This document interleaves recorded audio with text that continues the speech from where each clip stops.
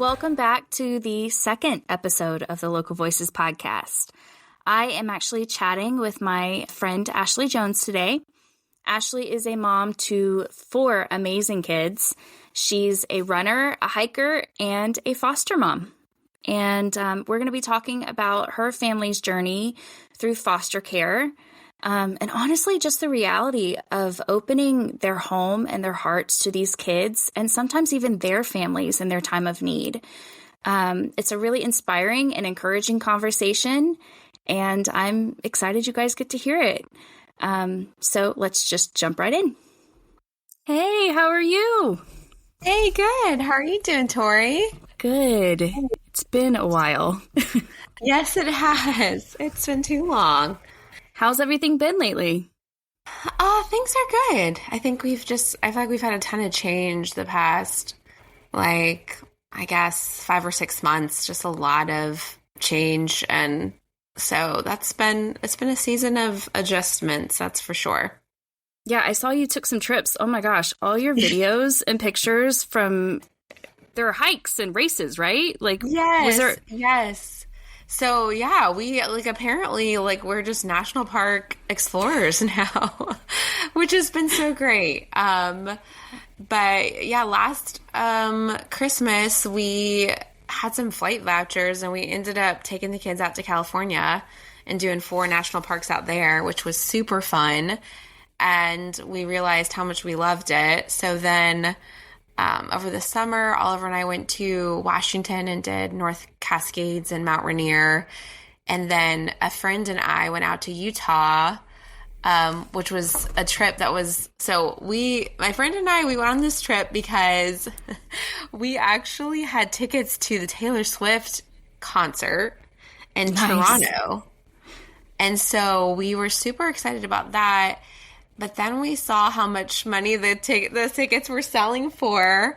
So we sold our tickets and went out to Utah to Zion National Park instead, which was incredible. We had the best time. We still love Taylor Swift, so nobody come hating for us. But yeah, and then we went out to Rocky Mountain National Park just a few weeks ago with my sister and her husband. So it's our happy place on the trails, that's for sure. That's awesome. Oh, no, your videos and your pictures are beautiful. Yeah, Andy and I would love to take the kids out west sometime. Yeah. And we've actually watched your videos together and we're like, oh, we need to mark that down as a place to check out. So, yeah. That's cool. Yeah, so tell us a little bit about yourself for those that are listening. Okay.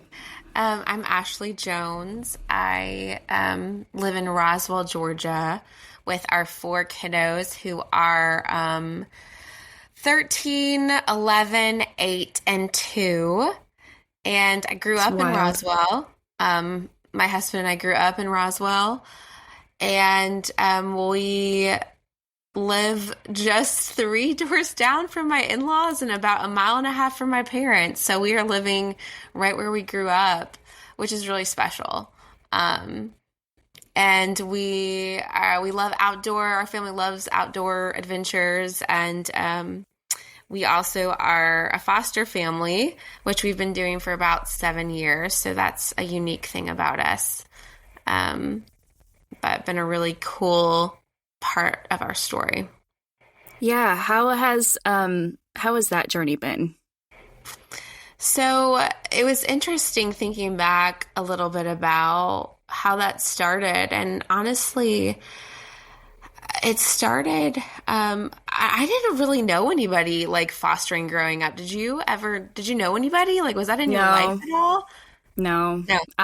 No, honestly, I've actually wanted to pick your brain. It's something that we have, mostly I have talked about, but I don't know that Andy has been, not that he's not on board, but that hasn't been, I think, laid on his heart as, as much. But I can imagine it's really hard. I can imagine the emotional toll that could take, but then also the blessings. So we never was really on our radar. I think adoption was something that we'd had exposure to. And but like, I didn't know, I didn't ever have anyone like in my class that was in foster care, or didn't have any friends whose parents fostered. So I can't even really remember how it came up, but what other things that happened is I think Oliver and I, there was kind of a season where all around us, people were just really struggling with hard things. My oldest sister was struggling with infertility. My younger sister was struggling with addiction, and Oliver and I just felt like everything was just going well for us. And my sister, I think in a moment of her real just deep pain, she said something to me that I don't think is true, but it sparked something in me. She said, I don't know if you can know God the way that I know God because of what I've been through. Now, I think she was saying that out of pain and hurt, but it did spark some questions in me of, okay, there is something to be said for God meeting us in those hard, dark moments. So what do I do if that hasn't been a part of my story? And so it kind of challenged Oliver and I of, Lord, are you asking us to step into something hard? Sometimes those things just come to us. You know what I mean? Yeah. They just come. We don't get to choose whether it's illness or loss of a child or parent, whatever it is. But we wondered and we were curious if God was asking us to choose the hard thing. So that's when foster care kind of came on our radar. And we went to a class and we learned, and we kind of felt like, oh, this is interesting, but we felt like it wasn't the right time. So we put a pause. And then about 2 years later, we had friends who said, hey, we're going to start fostering. And we said, amazing, we're all in. We'd love to be your respite family, which is basically you get approved, you go through the kind of same process, and then you can help watch their kids when they're on vacation, watch their kids when they just need a break. But you are kind of like a fully licensed foster home, but you aren't taking your own placements. You're just keeping kiddos for a short amount of time. Gotcha. Yeah. Yeah. And that was 7 years ago, I guess, that we did that. 7.5 now. You've been doing this for 7 years? Yes. Oh my gosh. I don't think I realized it was that long. Wow. Yep. Wow. So okay, remind me, you started as a respite family, right? Yes. We did that for a year. We helped our friends who had a little boy, and then we got connected with other families. And it was so sweet because we just got to know these kids, and we'd have them multiple times. And so they got to know us and be comfortable with us. But we didn't know all the ins and outs of their story. We didn't need to know that. And we just had fun with them while they were with us. We were a support to the foster families, and it was great. We loved it. But I think about a year after, first of all, our friends kind of decided they weren't sure they were going to keep fostering. And we were like, I think we can do this. Like, we're going to be so great. We're going to help all the kids, and we're going to do this. So about a year after we started respiting, we switched to be a foster family. Wow. So when you started 7 years ago, how many kids of your own did you have? So we had 3. Our oldest was 5. Our Eli was 3, and Annie was 1 when we started with respite, which was a little crazy, but also fun. Yeah, I can imagine. That's a lot. So when you decided to jump in with both feet at that point, did you have more kids at the time, or was it still the 3? We just had the 3. Yep. We just still. Yep. So Annie was 2. And yeah, so we were very excited, and I think it was just, I don't know, maybe 2 or 3 weeks, we got a call about a little girl, and we said yes. And honestly, we thought we were just so ready, so prepared. And, the thing is, these kids come with so much pain and so much trauma. And we were so overwhelmed from the get-go of like, we did not feel equipped with the behaviors we were seeing. We were so surprised by what was coming up in us. Mm-hmm. We went in with this kind of hero mentality. And quickly we were starting to realize we weren't the heroes of this story as we tried to parent this little girl who just was struggling so much. And it brought up so much in us. And it ended up being a short placement. She ended up going to live with an aunt, but it was just exactly, in the Lord's kindness, exactly what we needed. We just needed to be reminded that we aren't the heroes here. God is the hero. Mm-hmm. He is in the midst of this broken system. He was revealing our own brokenness, and he was the restorer, not us. And so it just really gave Oliver and I a chance to stop and refocus and start to really look inward at our own selves before we decided to take another placement. So then how long after the first placement did you get another one? So that was an interesting situation. So it was about 7 months later before we got a couple calls that we said yes to and nobody came. So that was a weird season of waiting because you hear, oh my gosh, there's such a need. Like there's kids waiting. And so we were just like, what is going on? But I think there's different reasons that happens. And yeah. So, but, we just kept waiting. And so then we got a call for a little boy, 5 days old. And so I got to go pick him up from the hospital. And 10 days later, we got a call that he had a 1-year-old sister who needed a place as well. So they came. And they were 1 year apart exactly to the day. They had the same birthday. That's wild. Yes. And of course, on the phone, DFACS could not tell me, which DFACS is Department of Family and Child Services. Mm-hmm. They couldn't tell me her birthday. Because I was like, is she 1 like she just turned 1? Or is she 1 like she's turning 2 tomorrow? Because that's a very big difference in age. Yeah, it's a huge difference. Huge difference. But no, she had just turned 1. So they were 1 year apart. And that we had those two for 2 years. They were with us, and it was quite the journey. That was in 2019, and they stayed with us through COVID, which fostering during COVID was so crazy and chaotic. But there were so many ups and downs with that story, and a lot of good, a lot of bad, a lot of heartbreak, a lot of all of it. But they ultimately went back with family, and it's a situation where we don't hear from them. I haven't seen them again. But yeah, it was a tough goodbye. That's for sure. I imagine that was really hard for your kids. Yeah. It was especially hard on Annie, who was, I guess, 3 when they came and 5 when they left. So they were her little buddies. They were really good friends. And I'm not using names just to protect, of course, the kiddos. So that's a little hard. But yeah. And so I think, again, there was so much learning there.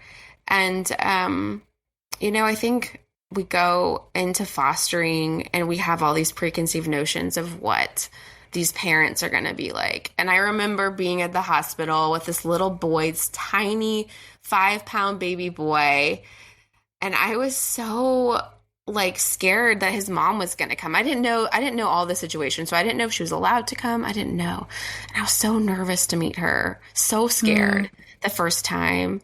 And then, it was probably a week later that he was going to have a visit. They were going to have a visit. And so there was nobody to drive him. So I said, I'll do it. So I got to meet their mom, who was this beautiful 18-year-old girl who was so kind. And it was just like immediately my heart softened towards her. And yeah, when you have someone's kids for 2 years, you get to know them pretty well. And that's the part of this journey that surprised me, is how much compassion and empathy I've just had for these families and what they've been through and what they're going through. And yeah, it's quite the journey. I imagine that this is probably one of the most selfless things you guys have had to do, because like you're talking about, I mean, this is somebody else's child, and ultimately, you know, I imagine putting yourself aside, the ultimate goal is family reunification. Yeah. In a healthy environment, of course, first and foremost. But that's tough. Yeah. And I think it's, you know, our first experience, I think, opened our eyes a lot to just our own sin, our own brokenness in our own hearts. And so I think we were better going in the second time, but still some of those feelings of just, I mean, yes, like what you're saying, I appreciate your sentiment of us. We're so, you know, it's unselfish, but still you can have those selfishness and you can have that self-righteousness creep in so easily. And so it's just a constant reminder, like you're saying, of these aren't my kids. I get to love them now like my kids, but just reminding ourselves that, like, what do we believe about family? Like, we believe that God wants families to be together, and we get to be a piece of seeing that restoration whenever possible. But I think that it is something that I have to remind myself that God gave these children to this mother and this father. You know, if depending on who's in the picture, sometimes it's both, sometimes it's one. And they're going to do things different than I do. And different isn't bad, but yes, there are challenges when it comes to that for sure. But even as you're talking, the overarching picture in foster care, looking at even our own biological children, like, because this is even speaking, I mean, I've never experienced foster care, obviously, but thinking about it in the terms of my own kids, like, in the end, as believers, we know they're not our own. Like, we were given a time with them to steward them and disciple them and to raise them and to love them, and to think of that even as a parallel, you know, to biological parenthood and then fostering, you know, on a spiritual level. And that's humbling and a good reminder to think about, you know, like, even our biological children are not our own, in the sense that they have a creator, they have, you know, their ultimate father.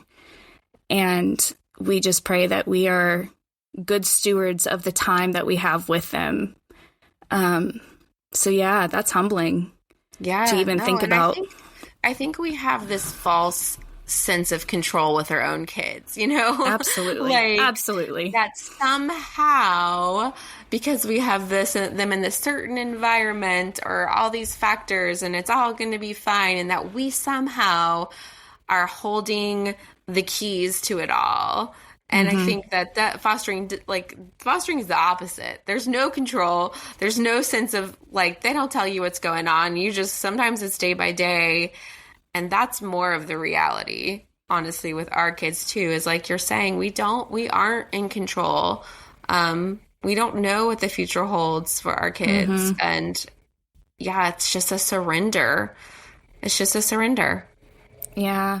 So what does the foster care process look like for somebody who would be interested in starting? And then even the ongoing. So like right now, are you is it considered an open family? I don't remember the terminology. Yeah. Okay. Yeah. So the process, we are with an agency. We're with FaithBridge Foster Care. Okay. They're out of Alpharetta, but they serve a very wide area in Atlanta and surrounding areas. But we are with them. And so how the process worked is typically like you go to kind of a beginner class, and then there's extensive training. FaithBridge does theirs in a weekend, where it's just a very intense weekend where you get all your hours in. And then there's the home study process, Mm-hmm. which is you have to have physicals, you have to get fingerprints, you have to do drug testing, you have to have your home study done where they're coming to kind of check your home, make sure it's safe, also to ask you tons of invasive questions, which is great. I mean, we want to make sure families are safe and families are doing this for the right reason. And then, there's lots of paperwork, so much paperwork, more paperwork than you would think is reasonable. So the process, I think for us, we started in January and we finished it up the end of April. So it took us about 4 or 5 months to do it, the whole thing. I mean, I would say we moved pretty quickly. We didn't mess around. So that's the process to get approved. Now, the process, at least in the state of Georgia right now, is the process to get approved to be a respite family and to be a foster family are exactly the same. So it's essentially a button that they click on the screen that changes you from a foster family to a respite. So that's what I would encourage people who are really excited and interested to do respite for a season, because it gets you kind of exposed Gets your feet to wet. foster care. Yeah. Mm-hmm. It also just helps you see what it's like to have extra kids in your home, how you practically, where do kids sleep? What is it like? How do we do this? Does our car work? All of those things. So I really recommend that. And then every year we have to stay certified. So that's via training hours. And then there's every 5 years, there's a more extensive recertification process. So, but I mean, working with an agency, they're great about telling us, hey, this is expired. You need to get this done.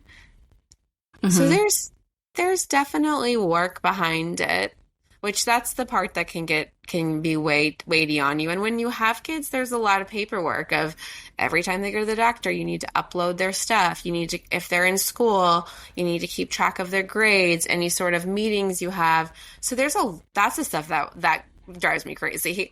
Having the kids is fine. It's like keeping track of all their appointments and uploading all their dental stuff. That's where I struggle, and I just need a personal assistant. I need a personal assistant, and I'd be fine.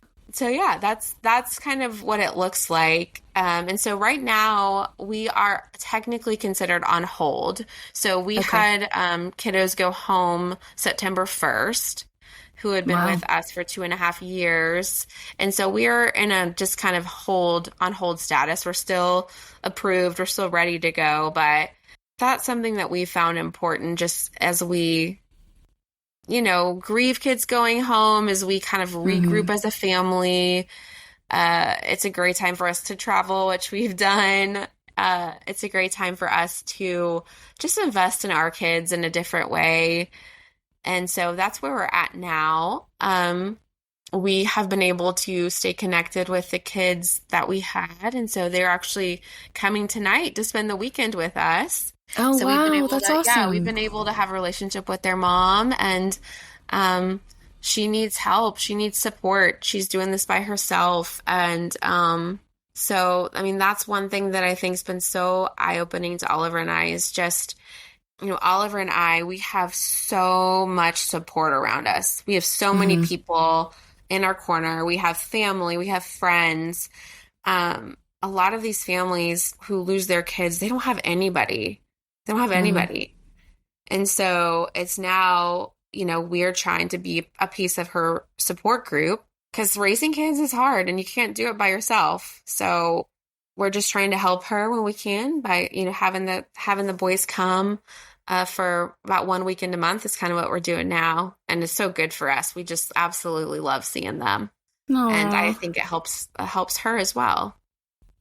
I love that for y'all. So how many placements have you had so far?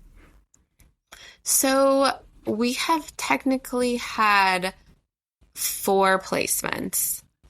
Okay. One that was 6 weeks long, which was in the scheme of fostering is pretty short. One that was 2 years long, 2 boy and girl that I talked about that were 1 year apart. We had one little boy for 10 days. which is like crazy.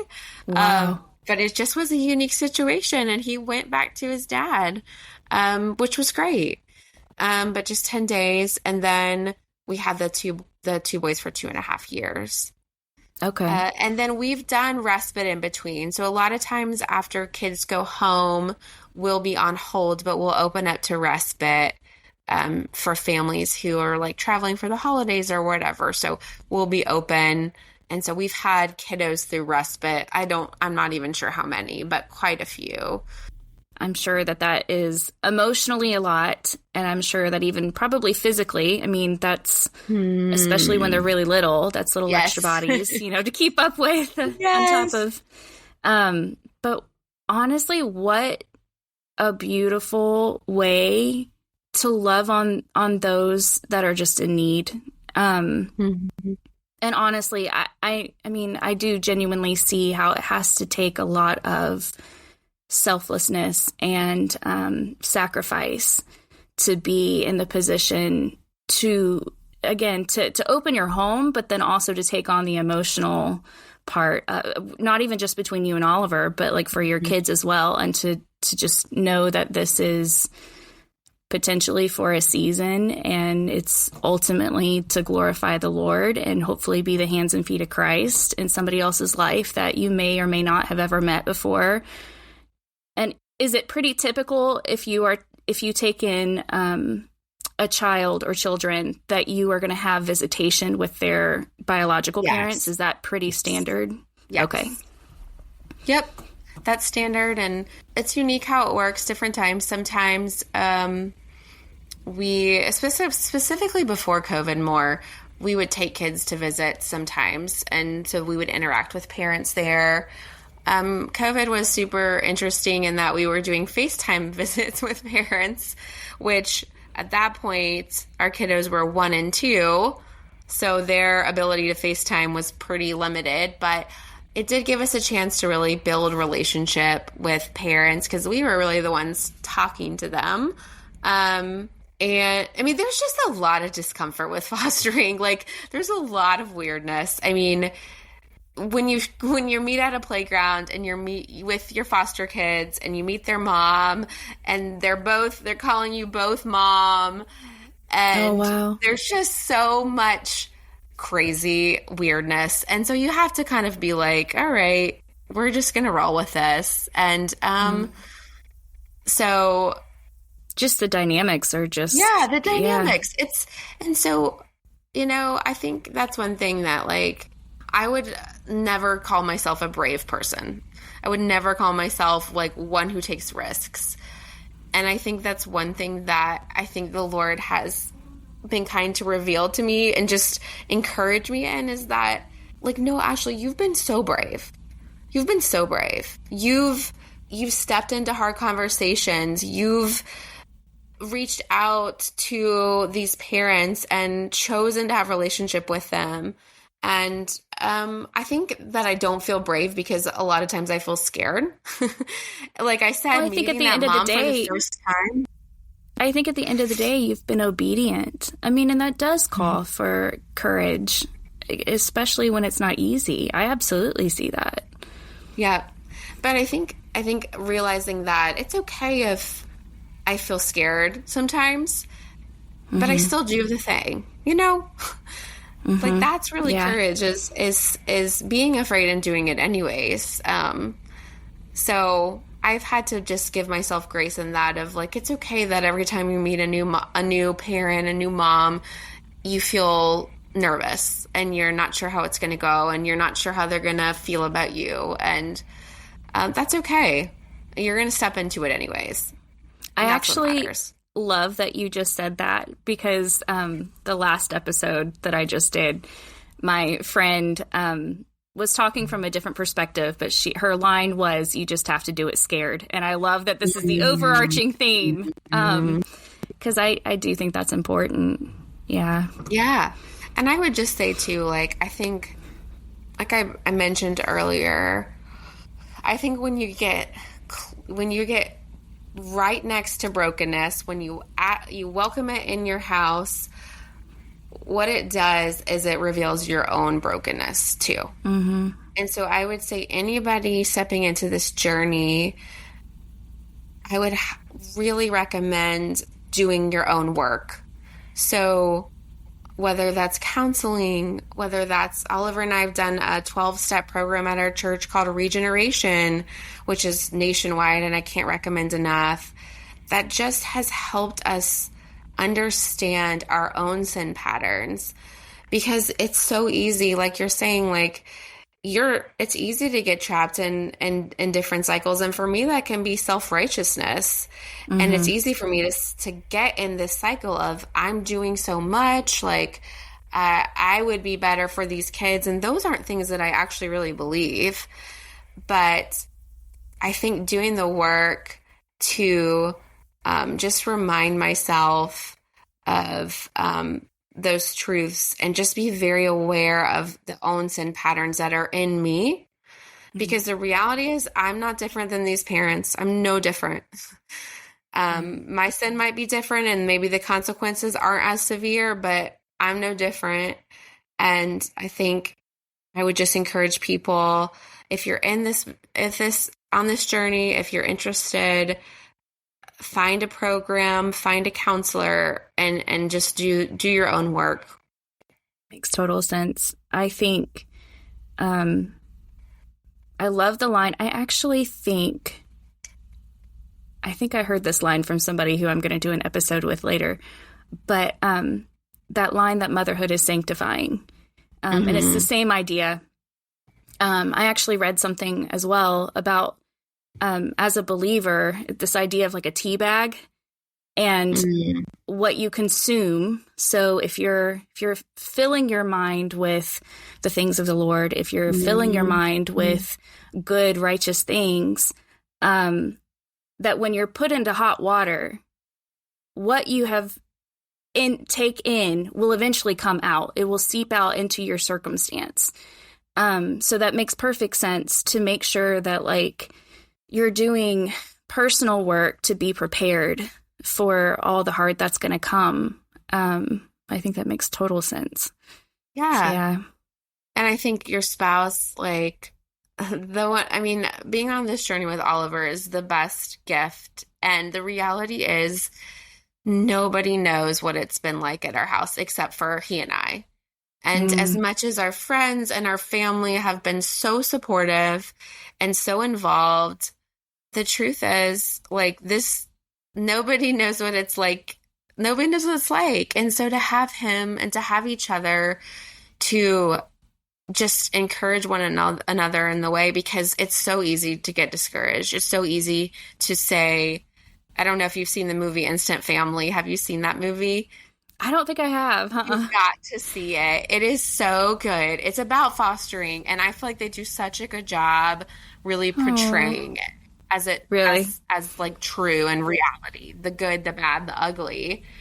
But there's one night where they are like both in bed and they're just like, we're done. These are the worst kids. Like, we can't do this another day. And we have had so many moments like that where we're just, one of us is like, I can't do it. I can't do it one more day. I'm done. I'm exhausted. Nobody listens to us. All of the things that we say. And it's just like, it seems like there's always one of us that's like able to say, just encourage the other one and spur each other on to keep going and to persevere and not become weary. And the way the Lord has been faithful is unbelievable. And that's what's so beautiful in this journey is to look back, over a 2.5-year placement and all that happened and all the highs and lows. And that's when you can say, it was not me. It was not me. I would have given up this time. But somehow the Lord provided and the Lord was faithful and he carried us through. No, I think that's beautiful. I'm so inspired by you guys. I've actually genuinely wanted to hear your story for a while. Yeah. I see little social media posts and stuff like that. And I think that's such a big and bold call. And I think it's so I do genuinely think it's very courageous of you guys to answer to it. So, and I think the reality is this is not a calling for every single person.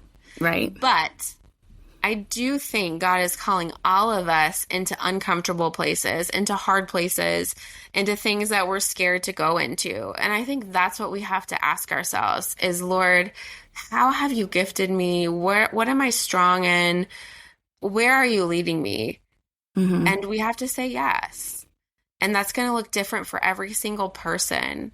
But just someone what we've walked through is hard. And it's also the best thing we've ever done.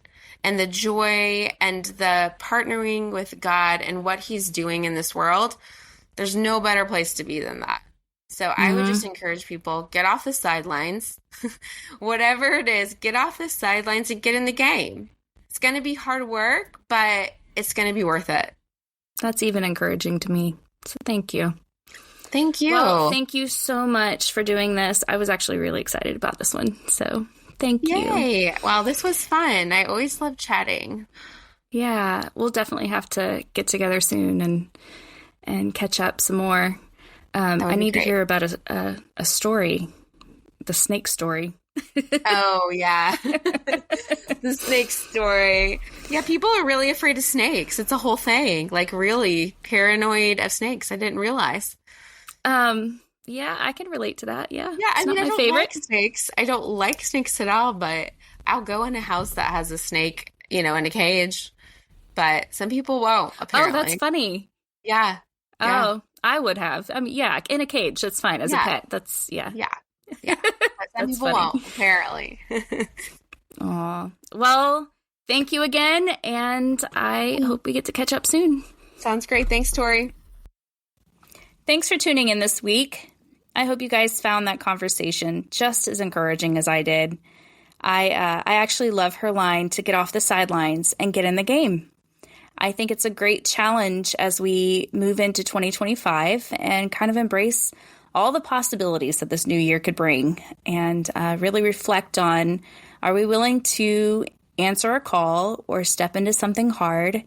Yeah, I just found that conversation overall just very, very encouraging. I think that they're a wonderful family doing wonderful work by stepping into foster care and embracing these kids and, like I said, even their families at times in hard seasons. So yeah, it was just a really good one. I felt very inspired after that conversation. But we will be back in a couple of weeks with a new episode. And if you are interested in foster care or want to be pointed towards some resources, please don't hesitate to send me an email at the Local Voices Podcast at gmail.com. And I'll link that email address in the show notes. And we'll be back in a couple weeks. Bye, guys.